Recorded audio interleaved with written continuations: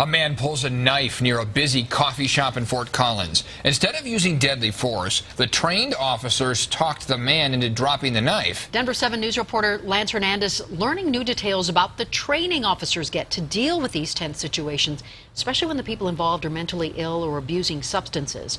Lance, police say it's all about building relationships. And Eric, that's the first step in the process, because as an officer, you want to know who you're involved with because you may come into confrontation with them again. It's also about verbal communication, body language, and getting to know what resources are available out there to help. At first he was just pacing back and forth talking to himself, but then he brought the knife out where it got more serious. Sarah Green says she locked the doors as soon as she saw the knife. Minutes later, police arrived. I saw that they had really big guns, which was also scary to see. It wasn't loud or anything. We have mental illness training that's integrated into our use of force training. Kate Kimball says there's a lot of work officers undergo to de-escalate situations, just using verbal commands and body language to help talk someone down. She says officers are instructed to try to get to know the people they contact because there may be repeat contacts.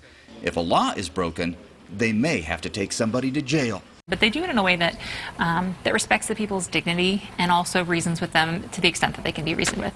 In the case of the man who pulled a knife outside the coffee shop, police were prepared to use less lethal pepper, but didn't need to. They'd gotten to know the guy over the last year.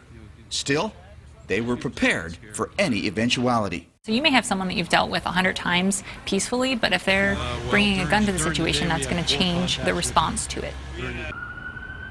Now, the man who pulled that knife was arrested. He's being held for investigation of possession of a weapon by a previous offender and misdemeanor menacing. He's being held on $1,750 bond. In Fort Collins, Lance Hernandez, Denver 7.